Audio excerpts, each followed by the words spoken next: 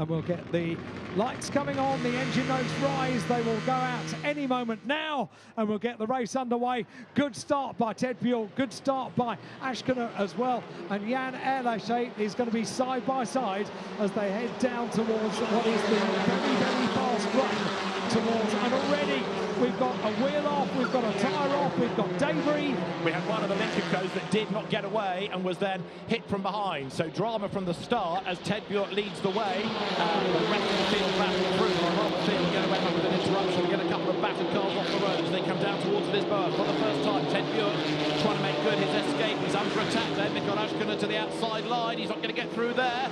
And it's the last of the late breakers. Ashkenaut is out wide when he makes the corner as others do not. At the escape road there, tries to go out. I think Guerrieri.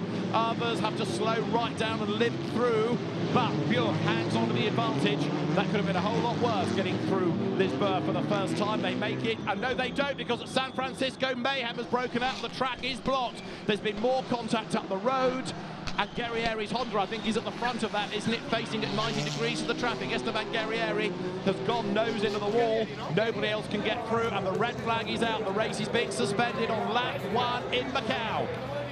Not surprisingly as well, because just count the cars. It's not surprising that the teams were looking slightly puzzled at what was going on there. They couldn't even see if their car was involved down there. No. And not least, some cars are held up, some cars are quite badly damaged.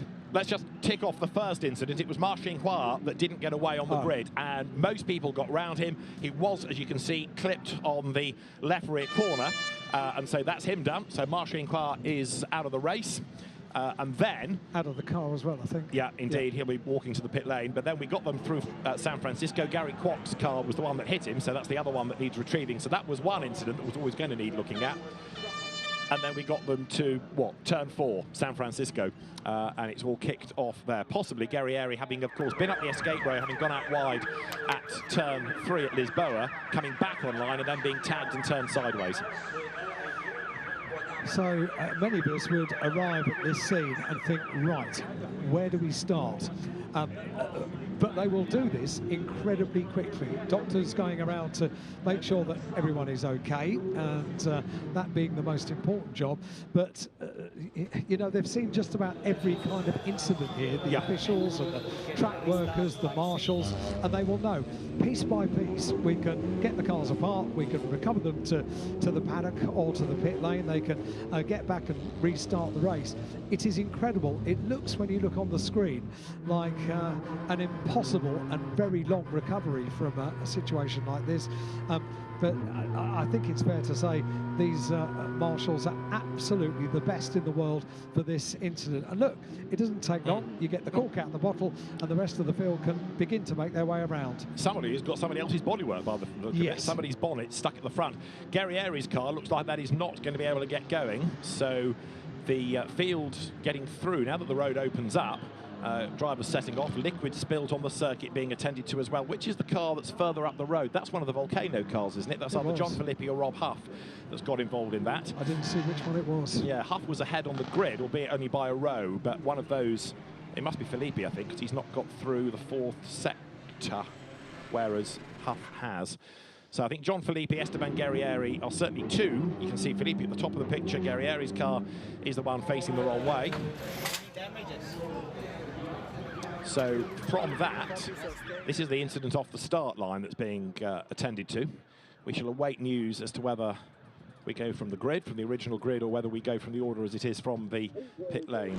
But we'll try and piece it all together. Let's have a look at some of the replays of that dramatic first lap.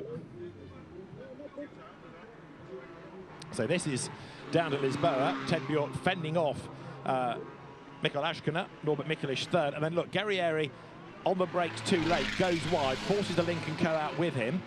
Others get up the escape road, and look, yeah, there's contact there, and that's what turns Guerrieri around. He actually spins in the middle of the pack, and then there's just nowhere to go on the inside. Some try and go through to the right and succeed. Others can't quite get to the gap in time, and all of a sudden the road is blocked. Here it is from another angle. Look left, because in a minute Guerrieri's going to get speared across the road. There he is. bounces off cars, takes one of the Hyundais for a ride, doesn't he? And that could have done some damage there. And others pile in, and the road is blocked because you've got another of the Hyundai Elantras that gets turned sideways and blocks the road. And it was actually, when you look at the replay, only 2 cars that effectively blocked the whole of the circuit. It just happened to be at 90 degrees to the barriers, and that's how wide the track is on that run down towards San Francisco Hill. But it's Huppy that's made his way back to the pit lane with a bit of damage on the right front of the car.